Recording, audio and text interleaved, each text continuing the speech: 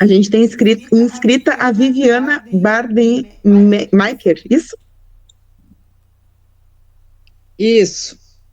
Boa noite a todos. Primeiramente, eu gostaria de dar os parabéns pela palestra do Rafael, maravilhosa, Rafael.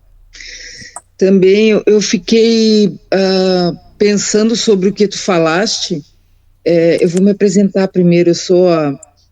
Eu sou Clara, tenho cabelo pelo ombro, os cabelos com mechas, uso óculos e sou autista também. E eu queria fazer uma pergunta para ti a respeito de que tu falaste uma coisa muito importante, que se tu tivesse tido um diagnóstico quando era criança, talvez tu fosse, até hoje, tivesse um BPC, né? E a gente não pode deixar de validar muito e falar sobre esses diagnósticos e essa questão na infância para todos, porque foi o meu caso, eu tive o diagnóstico quando eu era criança e foi validado e revalidado que eu não aprenderia, que eu não teria condições de trabalhar e que eu não aprenderia. E realmente, né, chegou um ponto assim que a minha mãe me tirou da escola, porque eu lembro de escutar a professora dizendo que eu não aprenderia, e eu já era grande, e aí depois, quando eu tive, por incrível que pareça, mesmo não aprendendo, eu sou do interior, eu casei, eu tive os meus filhos, e quando eu tive depressão pós-parto, a psiquiatra que veio me tratar, primeiro foi o ginecologista, perguntou para mim se eu tinha algum problema. Eu disse para ele, não tenho problema nenhum, mas aí ele avisou os outros que achava que eu tinha algum problema.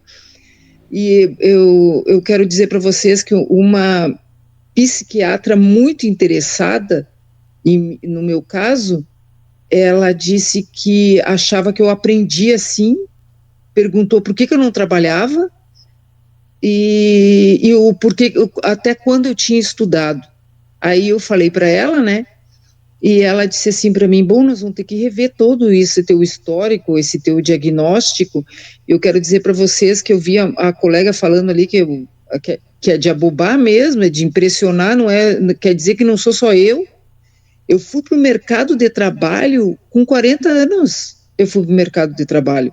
Eu me formei, eu sou pedagoga, eu sou arteterapeuta, eu me graduo faço especialização na FURG, em educação especial, e acabei de entrar para a faculdade novamente como tecnologia da informação. Ou seja, a gente aprende e a gente é capaz das coisas, a gente precisa de acreditarem na gente, que a gente é capaz e que eles ficam olhando para um laudo. E outra coisa que eu ia dizer para vocês, as empresas olham o meu laudo, olham o laudo de outras pessoas e preferem pagar a multa do que dar o serviço para a gente, porque eles julgam a gente pelo laudo. É horrível ser julgado pelo laudo. E eles julgam a gente pelo laudo. Aí o doutor me dá um laudo lá que eu sou autista, eu aceito que eu sou, sabe? Tem umas coisas que eu tenho mas tem tanta coisa que eu posso fazer. Eu sou capaz de muita coisa, eu gosto de conversar, eu converso, eu tenho foco nas tecnologias, no telefone, de atender telefone, de movimentar, de fazer as coisas, movimentar, se alguém não sabe, eu vou ali, faço, mexo e arrumo. Então eu acho assim que eles deveriam ver a pessoa, as qualidades da pessoa e não o laudo. E aí às vezes eu pergunto, no interior, quem fiscaliza? Como que fica na cidade grande? Eu sei que tem a fiscalização, talvez seja mais, mas nas cidades do interior, quem fiscaliza? Como fica essa questão de organização, de ver as empresas? Como que fica isso? Eu gostaria que tu me dissesse alguma coisa, se tu sabe. Era isso. Bom, queria agradecer o teu relato, muito tocante, muito real, né? E que bom que tu superou tudo isso, né? E é exatamente na linha do que a gente estava debatendo antes. O risco, que é um diagnóstico errado, né? No sentido, um diagnóstico baseado na incapacidade. E a gente tem que, inclusive, compreender que a gente está lidando com o público de pessoas com deficiência, para ter essa empatia de entender que, às vezes, veio de uma realidade na qual foi ensinado que não poderia aprender. Né? E superar isso é muito difícil. Eu retomo, né, a explicação que eu tinha dado, que eu acredito que é o exemplo. Né? De 15 anos para cá, a gente vê pessoas com deficiência trabalhando nas empresas, trabalhando nos supermercados. Bom, só isso já é transformador. Né, porque tu vê uma pessoa com síndrome de Down hoje e tu já viu várias trabalhando na frente de caixa de um supermercado. Antes de ter isso, sequer imaginaria que poderia trabalhar. Né, então é pelo exemplo que a gente vai transformando a realidade. Sobre a fiscalização, eu acho que vai para além disso. Sim, a gente fiscaliza empresas do interior, a gente tem muito poucos fiscais, isso é um seríssimo problema. Teve um concurso agora para 900 fiscais, estava precisando muito disso, ainda não entraram. Mas hoje, antes de entrar nesses 900, a gente é menos da metade do que a gente era nos anos 90. Considerando que tem muito mais empregados hoje. Então, realmente, é muito difícil. Mas a gente fiscaliza, sim, as empresas do interior. Tá? Desde a pandemia, a fiscalização se tornou um pouco mais à distância, vamos dizer assim, né, por mensagem, troca de e-mail, teleconferência. Acredito que não é o melhor caminho, mas é como a gente está alcançando as empresas pela falta de pessoal. Então, eu mesmo já fui muito para o interior, né, porque somos 4 fiscais aqui no Rio Grande do Sul responsáveis pela fiscalização de cotas, então eu ia para os diversos interiores, né, quando tinha que fiscalizar essas regiões. Agora, é para além da fiscalização, a empresa tem que contratar pessoas com deficiência. Aí, como foi falado antes, a empresa quer escolher.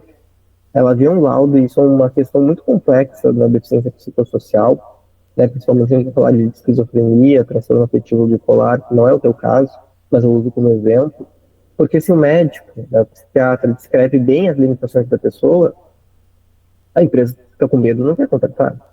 Eu tenho muito preconceito. Agora, se não descreve bem as limitações, a empresa entende que não é considerado pessoa com deficiência e não contrata. Né? Então, na deficiência psicossocial tem essa corda bamba na hora de emitir o laudo, que é bem complicado. Mas eu diria que o grande problema é isso. A empresa tem que manter de 2% a 5% dos seus quadros ocupados por pessoas com deficiência. E a grande maioria delas procuram primeiro aquele deficiente que não tem deficiência, ou a pessoa com deficiências mais leves. Isso talvez mude com a nova avaliação da deficiência, a nova definição do que é pessoa com deficiência, não sei. Mas esse é um dos grandes desafios. Eu costumo dizer, né, quando as pessoas vão fazer aquele dividir para governar, né? As pessoas com deficiência começam a brigar entre elas. Ah, não, é um absurdo que a visão monocular entre, que a surdez unilateral agora entre. E daí está tirando a vaga do cego, do cadeirante, do surdo. Eu acho que faz sentido essa reclamação. Mas se a gente olhar os números, ainda 50% das vagas não estão ocupadas. Então, na verdade, não é o monocular que está tirando a vaga do cego. É o cego que não está sendo contratado. A empresa segue com a cota incompleta, e daí não quer contratar o cego. Né? Então é difícil, como o mesmo falou, às vezes preferem pagar multa, mas é o nosso desafio. Né? A gente tem evoluído muito, tem muita coisa para evoluir ainda. Obrigada, Rafael. Pessoal, nós temos ainda 4 pessoas inscritas e tem algumas manifestações pelo chat, tá? Então, como o nosso horário já estourou, vamos pedir que o pessoal seja mais breve, assim, né? Faça uma colocação de 2, 3 minutos no máximo, para que todos possam... Vamos fazer por bloco, de repente, essas 4 pessoas se manifestam, depois eu respondo. Pode ser, querido. Temos a Karina Gomes.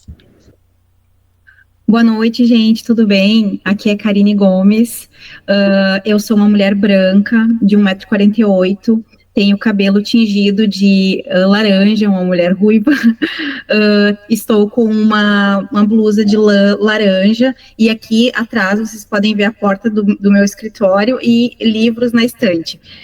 Na verdade, eu queria fazer vários comentários, porque eu também sou fã do Rafael, mas eu vou tentar ser mais sucinta para não atrapalhar o horário, ele também deve estar louco pelo sextou, né? Então, eu queria dizer que eu já fiz uma publicação lá no meu Instagram, marquei o Rafa, para a gente visibilizar essa palestra dele, que eu acho muito importante. Também comprei o livro dele, comprei no Kindle daí, né, que eu pedi um link para ele me mandou lá no Instagram, também é uma pessoa muito acessível, está sempre conversando com o público.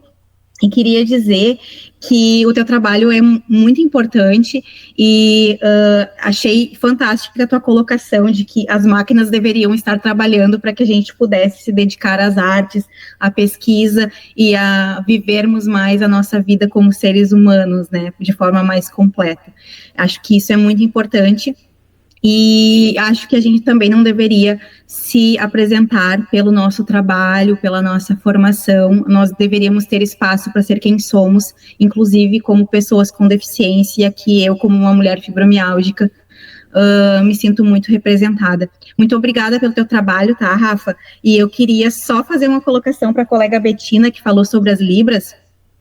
Agora, como funcionária aqui, né, eu vim pelo meu CPF, mas já que teve essa colocação, o Senac, que é a empresa que eu trabalho, tem a formação em Libras, um curso que está sendo ofertado pelo PSG, né, de graça. Então, se vocês quiserem olhar no site do PSG do Senac, volta e meia vai ter um curso ali disponível, formação em Libras, para quem preencher os requisitos e quiser participar. Rafa, muito obrigada por mais esse momento muito enriquecedor. Tu é demais.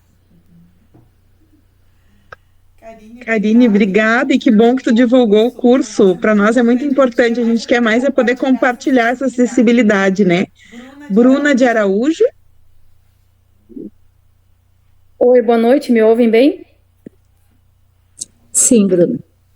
Então, eu sou a Bruna, moro em Triunfo, e eu já conheço a FADERS faz tempo, e eu sou uma mulher branca de cabelo liso, preto, meio comprido já, e também eu gosto muito de tecnologia, e é bem como já foi dito, às vezes a gente tem muitas habilidades e parece que não se encaixa em nenhum lugar, em uma vaga, porque não temos oportunidade. As pessoas só olham o nosso laudo, a nossa deficiência, e também a questão do diagnóstico. Uma vez eu fui no oftalmo e eu precisava fazer um laudo para o concurso e para outras coisas também, como sempre é pedido. E eu nasci com glaucoma e catarata, e ele colocou que eu tinha hipótese de glaucoma, ou seja, isso podia me prejudicar muito. Eu tinha que ir em outro oftalmo para arrumar isso daí, né? Então, assim, ó, eu tô aqui aproveitando que é a primeira vez que eu conheço vocês, eu nunca tinha tido contato com nenhum de vocês. E, Rafael, peguei tua palestra pelo meio ali, mas, assim, vou atrás do teu livro e também já deixo aqui, se vocês quiserem me contatar no privado para me somar na equipe de vocês, porque eu também estou nessa luta da pessoa com deficiência, principalmente aqui no município, tá? Que eu sou muito conhecida, mas né, é aquela coisa, né? As pessoas têm medo de dar oportunidade e acham que a gente não vai conseguir cumprir com as tarefas e não vai conseguir ser profissional o suficiente para merecer estar ali. Então, assim, aqui tem a Braskem, muito falada, inclusive tudo por indicação, como sempre, nem sempre o currículo funciona. Então, assim, eu quero muito continuar essa conversa com vocês, tá? Se vocês quiserem depois, podem entrar em contato comigo por meu e-mail ou pelo meu WhatsApp. E é isso. Nossa, eu queria ficar aqui falando horas com vocês, mas como o tempo está reduzido, por enquanto, muito obrigada pelo espaço.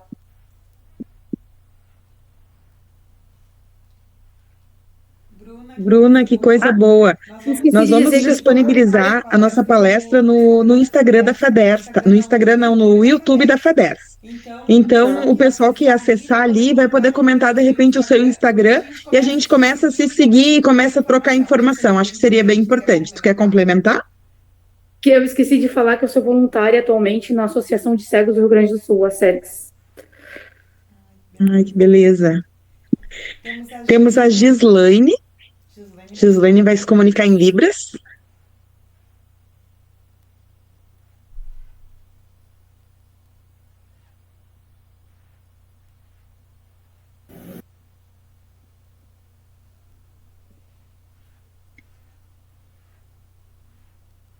Ela travou para mim.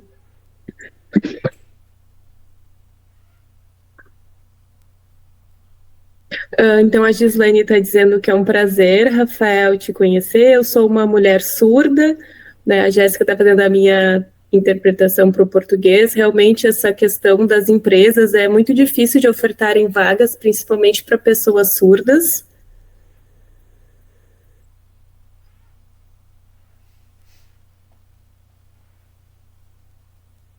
Então, realmente as empresas têm essa dificuldade de ofertar essas vagas. Eu percebo assim que nas empresas não tem tantas pessoas cegas, eu percebo assim enquanto pessoa surda, né? Então, tu, Rafael, conseguiste passar num concurso, e como foi essa tua experiência assim para passar no concurso, né? Tua família te auxiliou?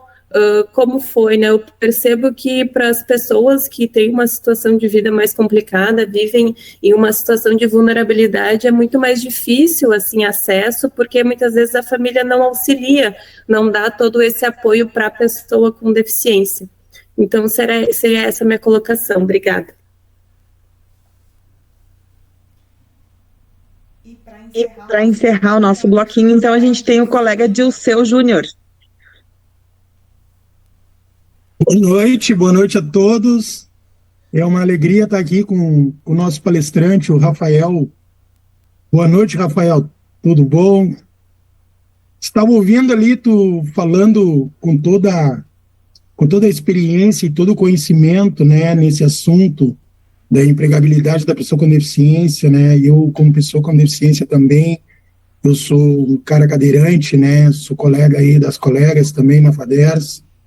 E atualmente hoje também sou presidente do Conselho Municipal dos Direitos da Pessoa com Deficiência aqui de Viamão, e nós falamos muito dentro do nosso tema, né, que é Construindo o Rio Grande do Sul. Um dos nossos temas maior é a autonomia da pessoa com deficiência, né, uma das coisas que eu acho que é uma das coisas que a gente vem lutando há muito tempo dentro do mercado de trabalho, é uma grande autonomia, né, e eu vejo que nós, pessoas com deficiência, com a questão do mercado de trabalho, ela foi um grande passo, foi um grande momento que nós tivemos, né, com essa lei de cotas, né, que nos propor, então,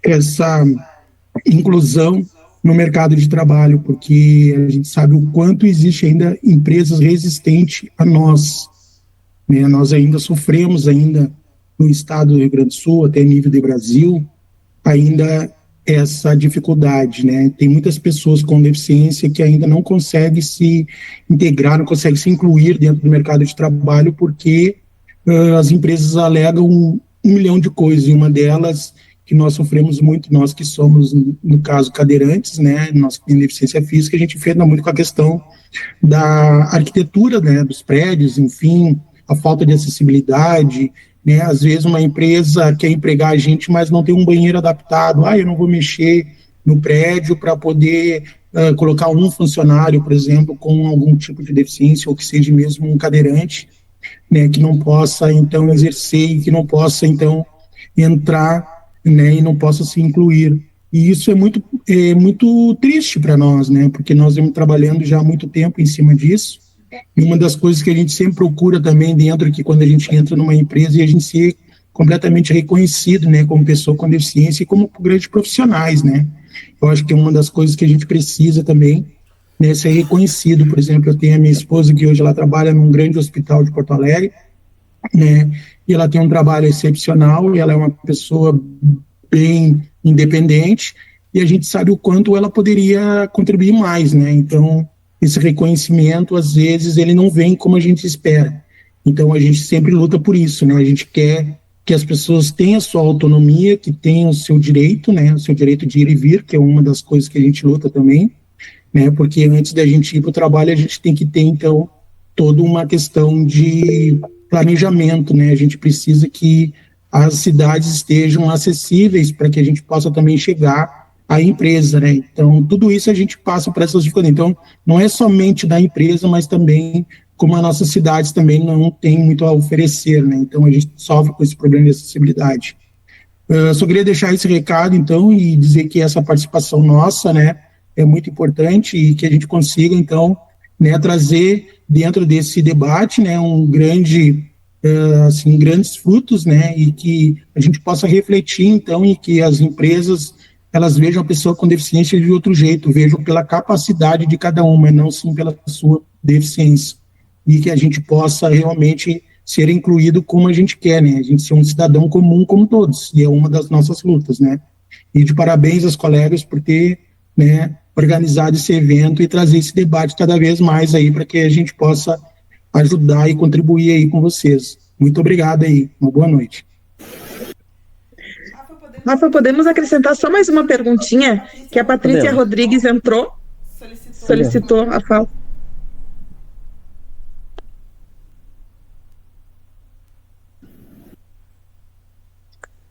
A Patrícia está dizendo, então, está se comunicando em Libras. Olá, boa noite, Rafael. Eu sou a Patrícia, eu sou uma mulher surda, eu trabalho na FADERS, eu sou professora de Libras e também atualmente sou chefe do setor de eventos técnicos da FADERS.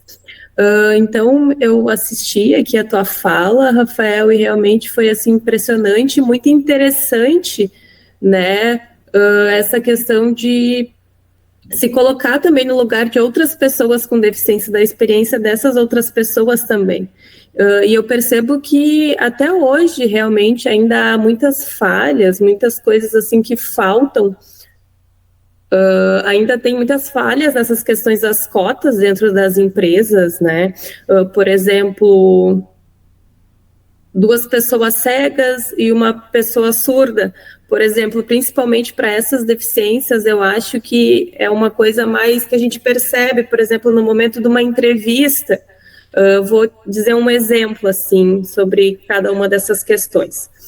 Na pessoa cega, por exemplo, que eu vejo numa entrevista, já vi assim, né, vem uma pessoa cega, e aí uma pessoa com baixa visão, as duas participam da mesma entrevista. Né? A empresa acaba optando por escolher a pessoa com baixa visão, porque vai ter que fazer menos adaptações para aquela pessoa. Né? Outro exemplo também é a questão das pessoas surdas. Vem uma pessoa surda, né, uma pessoa com surdez profunda, e uma pessoa surda, mas que é oralizada. Quem vai ser contratada? A pessoa oralizada. Não vai ser o surdo usuário de língua de sinais. Né? Porque eles pensam, essa pessoa oralizada, a gente não vai precisar aprender Libras, não vai precisar se preocupar com isso, vai ser mais fácil. Mas eu fico pensando assim, né, e o currículo dessas pessoas, o que é mais importante, a formação, toda a experiência profissional que essa pessoa tem, ou qual é a deficiência que ela tem? Porque muitas vezes a pessoa surda, ela pode ter muito mais formação e ser um profissional melhor do que aquela outra pessoa que é oralizada. Assim como a questão da pessoa cega, a pessoa com baixa visão, muitas vezes a pessoa cega pode ter um currículo muito melhor que aquela outra pessoa, mas a outra pessoa acabou sendo contratada porque é uma deficiência mais leve, mais fácil, assim, vamos dizer, né? Então, as empresas se preocupam nessa questão dos gastos, das adaptações que terão que ser feitas, enfim. Então, até hoje ainda se tem essa discussão, essas falhas que a gente percebe nas cotas. A gente percebe, nós, assim, da comunidade surda, tem as pessoas com deficiência auditiva que são implantadas, tem implante coclear, que são oralizadas, e as pessoas surdas, assim, eu fico pensando como a gente pode... Então, eu gostaria de saber... como que funciona isso, assim, né? Como a gente pode fazer mudar isso, assim, né? Talvez conseguir incluir esse outro público que muitas vezes é excluído por conta de ser uma deficiência que não é tão leve, vamos dizer assim, nesse caso, que acabam ficando excluídos. Bom, gente, vamos lá, então. Patrícia, acho que o Ditseu vai um pouco na mesma linha também nessa pergunta, que é a questão de os custos, a acessibilidade, que as coisas estão muito distantes do que a gente deseja. Eu falei para vocês aqui uns 40 minutos sobre o direito, sobre como é que deve funcionar, qual é o princípio por trás, só que a aplicação na prática é mais complicada que isso, né? E eu sou o fiscalizador, e para mim é profundamente frustrante quando vem a Bruna e diz que não consegue emprego. Poxa, sou eu quem fiscaliza, notifico as empresas tudo. Eu que deveria resolver. Mas não se resolve assim, às vezes a empresa prefere pagar muito, né? Infelizmente.